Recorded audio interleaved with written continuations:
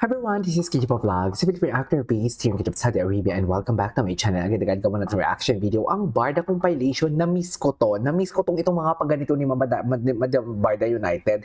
Wait lang, basahin muna natin para malaman natin yung context ha.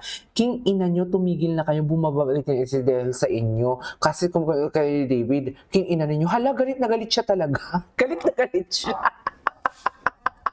Bakit bumababa?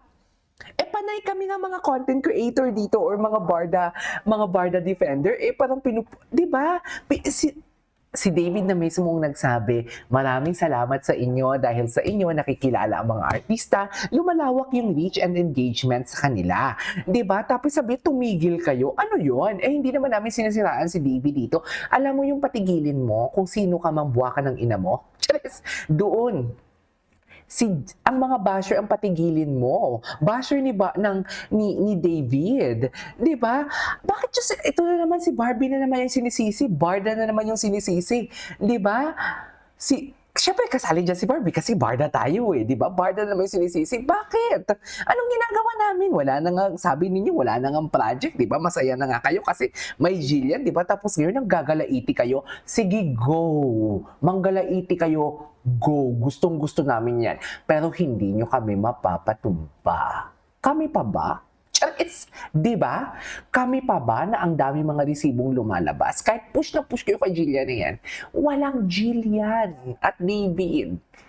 Kobe Brown pwede pa or Eman. Charis! Di ba? Si Rahel kasi sinabi na talaga ni Rahel kay Tito Boy Abunda na what you call this na podcast, na interview, na friends lang daw talaga sila. Friends lang talaga daw sila. Pero alam ko, nanligaw before si Rahel. After kay Francine Diaz. Yes! Kasi si Francine at si Rahel naging, yes! Ganon dapat ang chismis. Diba? Alam mo lahat. Yes! Anyways, panoorin natin to.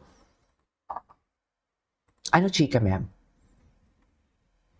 Ay, bakit wala? Sisi nila ang mga Ito, sampulan lang natin to ha. Go, sampulan mo, ma'am. So, parang sinisisi nila ang mga Barda, bakit hindi ma-push yung Jillvid?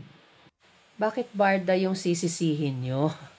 Bakit ang Barda ang sisisihin nyo? Bakit hindi ma-push ang Jillvid? Dapat umangal kayo kay Jillian at kay David mismo. True. Bakit kasi hindi sila nagpa-fan service? 'Di ba? Bakit hindi sila nag-holding hands? Hindi sila sweet, hindi sila magkalapit tuwing mga promotion.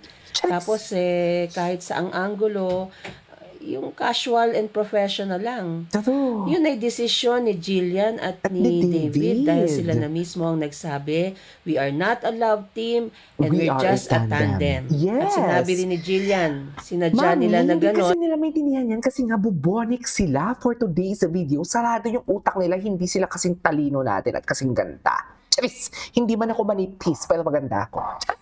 Pero at masikip, ha? At masikip for today's video. Ganon yan. Na hindi love team at hindi naka-anchor sa kilig ang kanilang pag-promote ng ba namin yun, ma'am? NSD.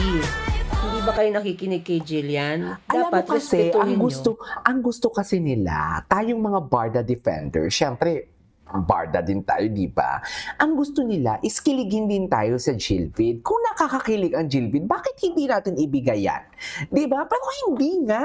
At sa kanila na mismo nang galing, ang David and Jillian, sila na mismo nagsabi na, pero si David may sabi niya may pakilig na konti. Pero si Jillian talaga nagsabi na more on tandem talaga sila. Yun talaga yun eh. Anong hindi nyo maintindihan dyan? Nag-grade 1 ba kayo? Yung totoo. Nag-grade 1 ba kayo? Tinuruan ba kayo ng mga magulang ninyo kung paano umintindi? Ganyan na ba kababa ang komprehensyon ng mga Pilipino ngayon? Hindi siguro, oy. Diyos ko, kulang na nga kayo sa research. Actually, nakikita ko the way siya magsalita kung sinong binoto niya. Charis! Alam na alam ko kung sinong binoto niya, oh. Madjudge ko the way siya magsalita. Alam na alam ko kung paano siya, kung makipagpuksaan ka, lagyan mo ng class. Kahit sa boses lang. Jim, lunukin mo na yung talaba mo sa lalamunan mo, mukha kang barado yung sipon mo pag nagsasalita ka, nakakairita. Charis! kung anong ano ang strategy nila Jillian at David at ng buong production ng NSD. Hindi yung pinipilit nyo, nagsabi na nga si Jillian na hindi sila love team at tandem lang at yun ang gusto nilang maging focus I at see, hindi yung tama. kilig. Hindi Ang galing kasalanan talaga. ng Barda yan kung Parang hindi sila parang si Madam Barda United is parang teacher siya, no? Pinapaintindi niya talaga, iniisa-isa niya talaga. Eh ako hindi talaga. nag-fan service or nagsisweet-sweetan at hindi sila kakilig-kilig kasi choice nila na hindi maging love team. Dapat respetuhin yon ng mga stan na yan. Bakit kamo yun ang gusto ni Jillian David at ng production at director at management ng NSD?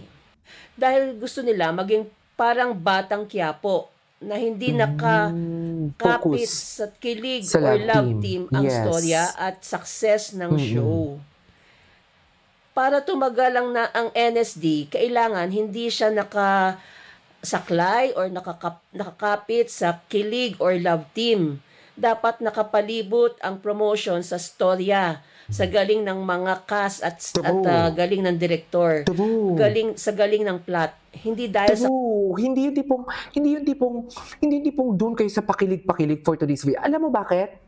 Kinakalaban nila tayo kasi tayo, Barda yung mga pinupost natin dito or mga whatnot is nakakakilig, di ba? And analyzation na walang pakilig. More on galing sa drama, galing sa acting skills, the storyline of the said NSD, maganda. Pero wait lang, may concern lang ako. Bakit yun nasabing mababa ang rating? Ang taas ng rating ng NSD. O, di ba? May masabi lang to. May masabi lang to para patahimikin tayong mga Barda. Di ba?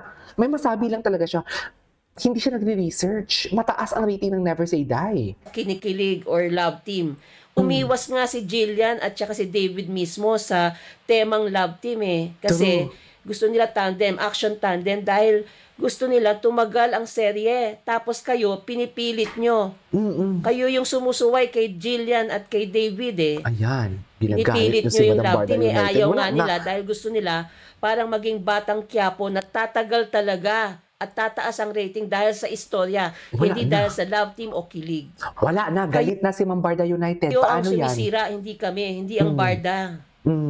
Bakit sisisihin ng Barda? Ayan. So, itutuloy pa ba natin to? Kasi galit na si Ma'am Barda United.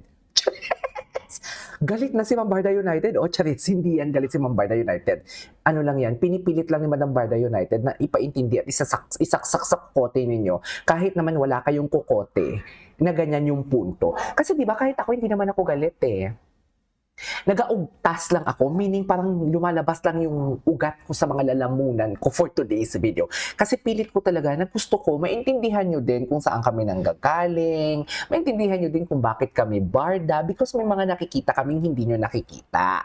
Pero kung gusto nyo i-push yung Jilvid, okay lang. Kung gusto nyo i-push na may girlfriend si David, okay lang. Kasi kami, we know the truth. Kasi ang sabi nga namin, Barda, real or real, Barda pa din talaga kami. Yun talaga, bakit hindi nyo yung maintindihan? Ang bakit lang tayo nagka-clash, ito isa-isahin ko inuunahan nyo kami. 'Di ba? Pangalawa, inuunahan niyo si David. Pangatlo, nagtuturo kayo ng hates kay David. Pang-apat, lahat ng mga litrato ni David, iba ang nangyari, ini-screenshot ninyo at iba ang gagawin ninyong kwento. Diyan tayo nagkakama, diyan tayo nagka-clash. Kinokontra niyo kami, pero kami hindi nga namin kayo kinokontra. Sige na, may Alex na, 'di ba? May Alex na, sige go, ibigay na namin yan sa inyo. Huwag niyo din kami pakialaman. 'Di ba? Kasi alam niyo bakit? Kung hindi nila tayo papakialaman, wala silang mai-content. Ganun yun mga mami. So overtime na tayo for today's video. Ituloy natin to sa next reaction video natin. Okay? Kasi galit na si Ma'am Barda United Baka sakali pag inulit natin to, hindi na siya galit.